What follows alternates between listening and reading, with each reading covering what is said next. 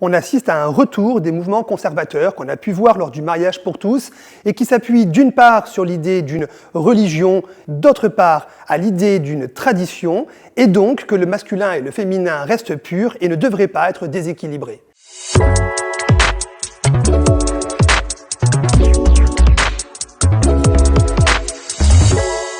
Quand on parle d'identité de genre, on parle de façon subjective de ressentir et de s'équilibrer vis-à-vis du masculin ou du féminin. Bien sûr, on parle des personnes transgenres, on parle des personnes trans, mais on peut aussi parler des personnes non-binaires ou bien des personnes majoritaires, des personnes cis, qui ne sont ni saines ni non atteintes par une pathologie, qui sont, comme tout le monde, en équilibre vis-à-vis du genre.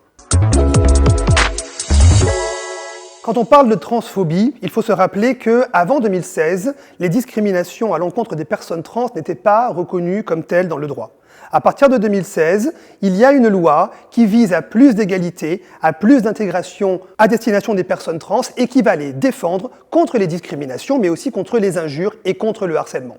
On sait malheureusement aujourd'hui qu'il existe des cas, comme la PMA ou comme les mineurs trans, qui passent parfois à travers les mailles des filets juridiques de protection. Au demeurant, aujourd'hui en France, il est interdit de discriminer les personnes trans depuis cette loi de 2016.